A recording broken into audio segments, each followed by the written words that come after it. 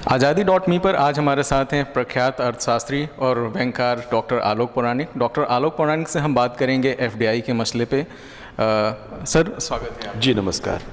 Sir FDI को लेकर इन दिनों काफ़ी हो हल्ला मचा हुआ है, हमारे संसद में भी बहुत गतिरोध है और लोगों के मन में एक इस तरीके की धारणा बनती जा रही है या बनाई जा रही है कि विदेशी निवेशक अगर भारत में आते हैं तो यहाँ के देसी जो रिसोर्सेज हैं उन पे कब्जा जमा लेंगे और जो छोटे व्यापारी हैं वो बिल्कुल मार्केट से उनका पत्ता साफ हो जाएगा। और तो इस तरीके की धारणाएं कितनी सही हैं कितनी गलत हैं, सर इस पे आपका क्या विचार है? देखिए, एक तो बहुत साफ तौर पे हमको समझना चाहिए कि विदेश से कोई भी अगर यहाँ आता है, वो चाहे कंपनी हो, चाहे कोई छोटा कारोबारी हो या कोई भी हो, अगर उसे यहाँ की स्थितियाँ परिस्थितियाँ इस तरह की लगती हैं कि इसका दुरुपयोग वो कर पाए तो वो करेगा। ऐसे अतीत में हमने उदाहरण देखे हैं। तो सर टॉमस रो जहांगीर के दरबार में आए थे और उन्होंने फिर जहाँ के हालात देखे, उसके बाद जो ईस्ट इंडिया कंपनी से लेके हमने पॉलिटिकल हिस्ट्री हमारी बताती है कि उन्होंने इस देश को कंट्रोल किया, रूल किया। तो एक तो हम ये करते हैं साहब बाहर वाला कोई नहीं आएगा, एक रास्ता तो ये है, और दूसरा रास्ता ये कि हम अपने आप को इतना मजबूत और अपनी हालत इतनी अच्छी बना लें कि कोई हमें उस तरह से मिसयूज़ ना कर पाए। तो इस स्थिति में मैं सोचता हूँ कि वो हर कदम जो उपभोक्ताओं को, जो पब्लिक को ज़्यादा विकल्प मुहैया कराता है, उसका स्वागत किया जाना चाहिए। मैं याद करता हूँ आपसे करीब 30-35 साल पहले बजाज के स्कूटर का ज़माना हुआ करता था और बजाज के स्कूटर लेने के लिए 6 या 7 साल का वेटिंग पीरियड हुआ करता था। और बजाज के शोरूम में जो मैनेजर्स थे वो कस्टमर्स को कस्टमर की तरह से बात नहीं करते थे, जैसे वो बात करते थे कुछ हमसे चंदा मांगने आए, वो एटीट्यूड हुआ करता था। और उसके बाद फिर हमने देखा कि इस एरिया में बहुत विदेशी निवेश आया, उस एरिया में सुजुकी और होंडा और तमाम तरह के।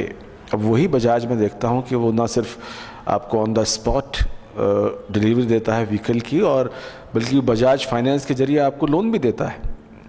तो ये अंततः मुझे लगता है कि कस्टमर के फेवर में हुआ, कस्टमर के अच्छा हित में हुआ। तो अब एफडीआई किसी भी क्षेत्र में आए, उसमें अंततः मूल क्राइटेरिया ये है कि इससे हमारे देश की पब्लिक, हमारे देश का उपभोक्ता उससे लाभान्वित होता है या नहीं।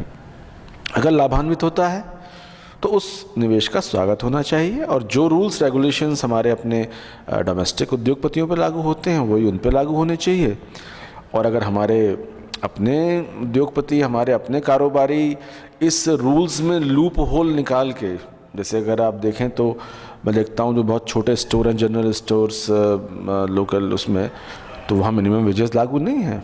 एक छोटे दुकान पे 4 बच्चे काम कर रहे हैं, बाल श्रमिक भी वहाँ काम कर रहे हैं, तो लेकिन कानून में लूप होल निकाले हुए हैं उसने, तो वो काम करवा रहे हैं। तो वो लूप होल को ख़त्म किया जाए, और वो देशी के मामले में ख़त्म किया जाए, विदेशी के मामले में ख़त्म किया जाए। तो कोई विदेशी कंपनी आके भारत में एक्सप्लॉइट कर जाए, और हमारे फिर कानून क्या कर रहे हैं? तो मुझे लगता है अपने कानून, अपनी स्थितियाँ, अपनी पोजीशन हम लोग दुरुस्त रखें, और बहुत ज़्यादा विदेशियों से डरने की या उनसे परेशान होने की ज़रूरत नहीं है। और मैं तो ये फील करता हूँ कि रिटेल में एफडीआई की डिबेट बेसिकली विदेशी या स्वदेशी की ना हो, कि डिबेट ये है कि छोटा रिटेलर या बड़ा रिटेलर की है। भाई अगर रिलायंस फ्रेश बड़े लेवल पे सब्जी बेच रहा है, बिग बाज़ार बड़े लेवल पे साबुन और तेल बेच रहा है, तो मेरे ख्याल में वही काम ऑलमोस्ट वॉलमार्ट या टेस्को या कोई और विदेशी वो करेगा। तो या तो मूलतः यह आर्गूमेंट होता कि साहब बड़ा रिटेलर नहीं आना चाहिए, तो बड़ा रिटेलर अगर नहीं आना चाहिए तो फिर रिलायंस फ्रेश को भी नहीं आना चाहिए, और बिग बाज़ार को भी नहीं आना चाहिए, और ये जो और सारे जो बिरलास के वो सब नहीं आने चाहिए।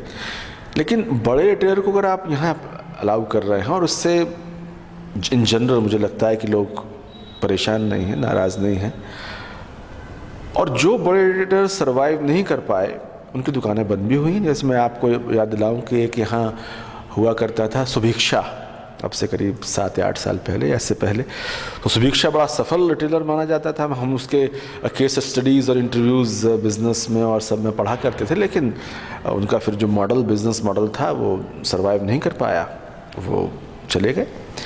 मैं आपको याद दिलाऊं, विदेश से अमेरिका का सबसे महत्वपूर्ण और बहुत मार्केटिंग के हिसाब से बड़ा म्यूचुअल फंड फिडेलिटी इंडिया में आया, लेकिन अभी करीब महीना पहले पता लगा कि उनका सारा बिजनेस L&T ने टेक ओवर किया। तो विदेशी यहाँ आएगा और आके सफल हो ही जाएगा और वो हमें कस्टमर्स को हमारे बहका लेगा, ऐसा मानना कहीं ना कहीं मुझे लगता है कि भारतीय कस्टमर्स की क्षमताओं पे, उनकी सोच पे, उनकी मैच्योरिटी पे भी प्रश्न चिन्ह उठाना है। और मुझे लगता है कि इंडियन कस्टमर बहुत शातिर, बहुत स्मार्ट, बहुत मैच्योर्ड है और सुभिक्षा सिर्फ इसलिए नहीं चल जाएगा कि बहुत बड़ा है और वॉलमार्ट सिर्फ इसलिए नहीं चल जाएगा कि विदेशी है। जब तक आप एक वैल्यू कंज्यूमर को डिलीवर नहीं करते, वो चाहे देशी करे चाहे विदेशी करे। और जो उन ऑप्शंस को बड़ा कर रहा है, जो उन ऑप्शंस को ज़्यादा विस्तृत कर रहा है, उसका मेरे ख्याल से स्वागत होना चाहिए। रिटेल में खासतौर पर मानता हूँ कि डिबेट देशी स्वदेशी की नहीं है। डिबेट जो थी या हो सकती थी वो ये थी कि छोटे प्लेयर या बड़े प्लेयर की, लेकिन वो डिबेट भी अब एग्जिस्ट नहीं करती। FDI इन रिटेल के मसले पर अर्थशास्त्रियों का धड़ा भी दो खेमों में बढ़ता नज़र आ रहा है। एक धड़ा जहां FDI का मुखालफत कर रहा है, वहीं दूसरा धड़ा जो है उनके सपोर्ट में है। सपोर्ट करने वाले ये तर्क देते हैं कि किसानों को बहुत फ़ायदा होगा, बिचौलिए ख़त्म होंगे, बहुत सारे रोज़गार का सृजन होगा, जबकि दूसरे ये भी तर्क देते हैं कि खुद वॉलमार्ट के देश में प्रेसिडेंट ओबामा लोगों से, छोटे दुकानदारों से ख़रीदारी करने को प्रोत्साहित करते हैं क्योंकि वो सिर्फ लाभ कमाते हैं और छोटे जो दुकानदार हैं उनका रोज़गार समाप्त हो जाता है।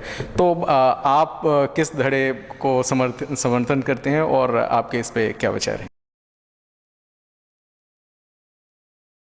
देखिए, मुझे ऐसा लगता है कि इस पूरे मसले पे दो एक्सट्रीम किस्म की ओपिनियंस आई हैं और एक एक्सट्रीम व्यू पॉइंट ये कहता है कि हमें सिर्फ और सिर्फ स्वदेशी का कंजम्पशन करना चाहिए, हमें सिर्फ और सिर्फ स्वदेशी कारोबार की वकालत करनी चाहिए और हमें विदेशी कोई कंपनी, कोई ऑर्गेनाइजेशन इसलिए नहीं लेना चाहिए क्योंकि उसका ओरिजिन देश से बाहर का है।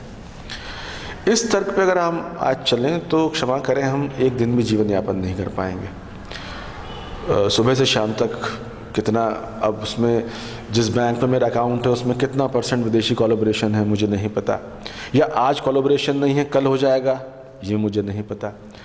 जिस एयरलाइंस को मैं आज भारतीय एयरलाइंस समझ के चढ़ रहा हूँ वो शाम तक क्या कोलैबोरेशन कर ले किसी विदेशी कंपनी से मुझे नहीं पता। तो ये अव्यावहारिक और हास्यास्पद भी हो जाएगा अगर मैं इस टैग से चलूँगा, या मैं कोई दुर्घटना में चला गया और मेरी सिटी स्कैन होना है वो सीमेंस की है, फिलिप्स की है, ये मशीन देख के मैं अपना सिटी स्कैन करवाऊँ।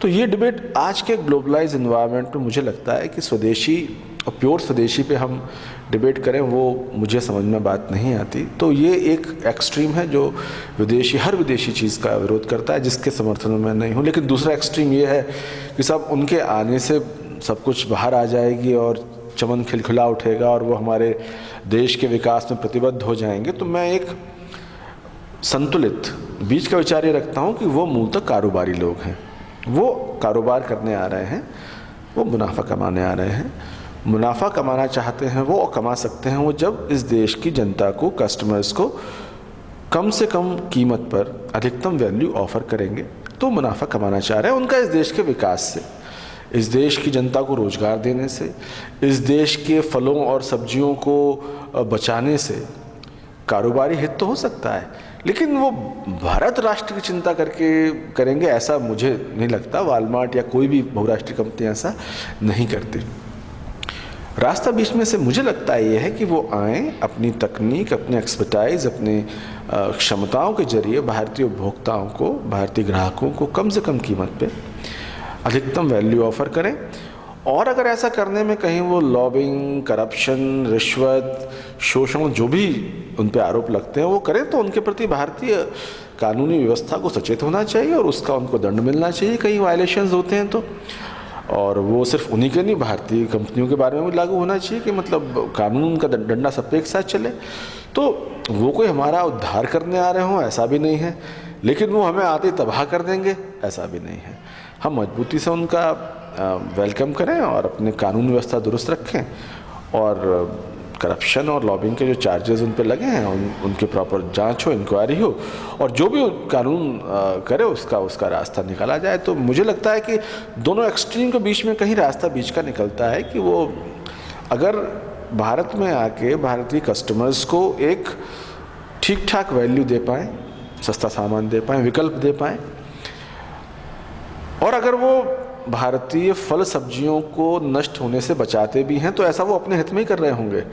मुझे 1% भी ऐसा कोई गलतफहमी नहीं है कि वे आके भारत में कोई भारत की जनता के उत्थान के लिए आ रहे हैं। नहीं, वो अपने कारोबार के लिए आ रहे हैं, लेकिन उस कारोबार के करते करते अगर हमारी जनता का भला हो रहा है, हमारे बच्चों को रोज़गार मिल रहा है, हमें बेहतर चीज़ें मिल पा रही हैं, हमारी फल सब्जियां अगर बच पा रही हैं, हमारे किसानों को अगर बेहतर हो पा रहा है तो वो आने देना चाहिए, उसका स्वागत होना चाहिए। मुझे ऐसा लगता है कि अभी का सिस्टम जो किसानों की बात मैं फील करता हूँ कि किसान के पास आज की तारीख में कोई अपना माल बेचने के लिए बहुत अच्छे विकल्प है नहीं। आप मंडी में जाइए, मंडी में कई सारे लेयर्स हैं, हर लेवल पे आपको कुछ ना कुछ कमीशन आड़ती पेमेंट करना है। तो किसान को यह हक होना चाहिए कि भाई अपना माल बेच पाएँ। किसानों की अपनी कोऑपरेटिव हो, डायरेक्ट नेगोशिएट करें, वॉलमार्ट से करे, किसी से भी करे। हमने कहा वॉलमार्ट के अपोजिट में कोई इंडियन बड़ी कंपनी ऐसी खड़ी हो जाए तो वॉलमार्ट को क्यों बेचना है, वॉलमार्ट के अलावा किसी और को बेचो। तो मार्केट में अल्टीमेटली माल वहाँ जाएगा जब पैसा ठीक ठाक बिकेगा। तो होता दरअसल ये है कि हर लेवल पे इकोनॉमी में आपको अपनी आर्थिक वैल्यू प्रूव करनी होगी। अगर वो प्रूव आप नहीं कर पा रहे हैं तो मानवीय आधार पर आपको बहुत लंबे टाइम तक नहीं बचाया जा सकता। वो चाहे अब जैसे आप याद करें तो जब बिजली के बल्ब आए थे तो लालटेन और मोमबत्ती बनाने वालों का कारोबार भी उससे इन्फ्लुएंस हुआ था और निश्चय ही वो एक मानवीय पक्ष था। लेकिन उनको आप इस ग्राउंड पर नहीं बचा सकते कि साहब ये एक नई तकनीक आ गई, नया मसला आ गया। तो अंततः सबको अपनी आर्थिक वैल्यू प्रूव करनी है और अगर वो आप प्रूव नहीं करेंगे तो बाज़ार से बाहर होते हुए आपको देर नहीं लगेगी और बाज़ार में जो घपले घोटाले आप कर रहे हैं तो उसका जवाब आपको देना पड़ेगा। और वो उस देश की कानून व्यवस्था इस तरह की हो कि वो जवाबदेही निकलवा सके। मेरा अपना मानना यह है कि अगर इंडिया का जो कानूनी सिस्टम है, इंडिया का जो इतना लेथार्जिक है और इतना ढीला है कि उससे हमारे घरेलू उद्योगपति लाभान्वित होते हैं, तो वो भी लाभान्वित, मेरी आशंका लाभान्वित होंगे। लेकिन मेरा इतना भी मानना है कि वॉलमार्ट किसी भी सूरत में एक टिपिकल इंडियन उद्योगपति के मुकाबले शोषण कम ही करेगी या उतना नहीं कर पाएगी। मैं अपनी बात को उदाहरण लेकर साफ करूं कि मेरे लोकल जो आसपास के जनरल स्टोर्स हैं वो कोई मिनिमम वेजेस नहीं पे करता, सब बाल मजदूर रखते हैं। वॉलमार्ट ऐसा ना कर पाएगी, वॉलमार्ट को मिनिमम वेजेस देने पड़ेंगे और बाल मजदूर वो ना रख पाएगी क्योंकि उस पर मीडिया का। तो जो शोषण की तरकीबें भारतीय उद्योगपतियों के पास हैं, मेरे ख्याल में उसके मुकाबले वॉलमार्ट कम करेगी।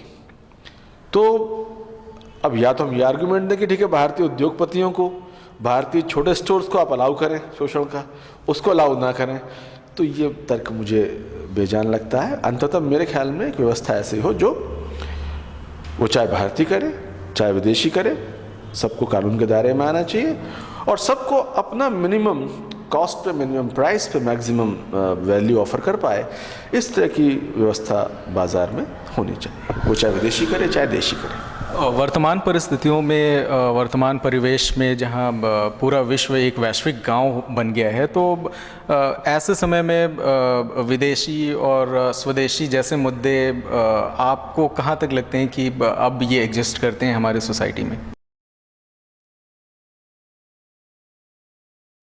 देखिए, एग्जिस्ट बिल्कुल करते हैं और एग्जिस्ट करेंगे वो।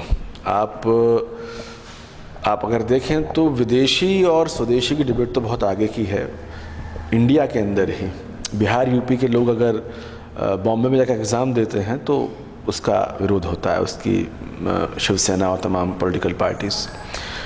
मसले इसलिए एग्जिस्ट करते हैं कि कोई व्यक्ति अगर कहीं और जा रहा है तो वहाँ के लोकल लीडर्स, वहाँ की जनता में ये एक गलत फहमी कुछ हद तक सच भी हो सकती है, ये तो भर ही सकते हैं कि देखो तुम्हारा हक मारने आ गए। और ये पूरे विश्व स्तर पे ओबामा ने हाल का चुनाव लड़ा कि साहब आउटसोर्सिंग जो कंपनियां इंडिया में करेंगी, जो वहाँ के कॉस्ट एडवांटेजेस को ले रही हैं, उसको हम टैक्स बेनिफिट्स कम देंगे, भले इसको उन्होंने पब्लिक कंजम्पशन के लिए कहा, लेकिन कहा उन्होंने। तो पॉलिटिकल और इकोनॉमिक्स के इश्यूज जुड़े हुए हैं।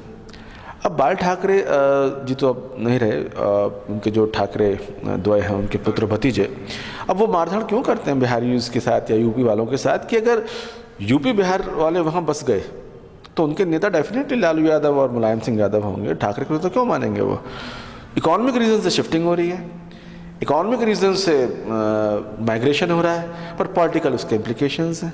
मान लो फिनलैंड अगर ये कर दे, कुल 45 लाख की आबादी वाला देश, कि जिसको जहाँ से आना चाहो आ जाओ, तो मुझे लगता है कि दूसरा वहाँ का प्राइम मिनिस्टर इंडियन होगा, पूरा बिहार पूरा यूपी कूद लेगा वहाँ पे।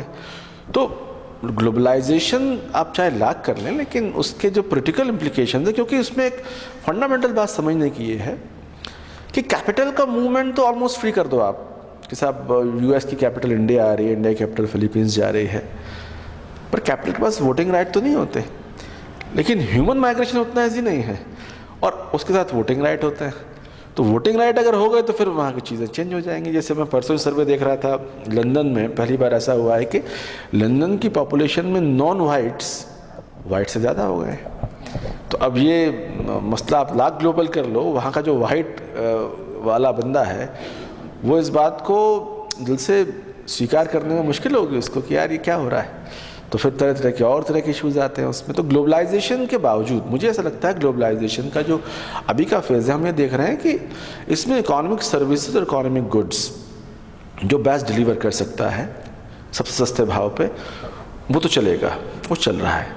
लेकिन ग्लोबलाइजेशन ये कि साहब वहाँ का बंदा यहाँ चला जाए, यहाँ का बंदा वहाँ चला जाए, और इकोनॉमिक अपॉर्चुनिटीज़ को ग्रैब कर ले और लोकल वाला परेशान रहे, तो वो रिकंसाइल करना उतना आसान नहीं। जिस तर्क से ठाकरेज वहाँ की जनता को बरगला लेते हैं कि साहब बिहार वाला यूपी वाला आके आपके चांसेस ले रहा है, तो भाई चांसेस ले रहा है तो कोई लूट के थोड़ा ले रहा है, वो एग्जामिनेशन में कम्पीट कर रहा है। और अगर एक महाराष्ट्रियन के मुकाबले बिहार वाला ज़्यादा कम्पिटेंट है तो हक मिलना चाहिए। तो इकोनॉमिकल लॉजिक कहता है, और पॉलिटिकल लॉजिक इसका अगेंस्ट कहता है कि यार अगर वो यहाँ सेटल हो गया तो हमें वोट कौन देगा।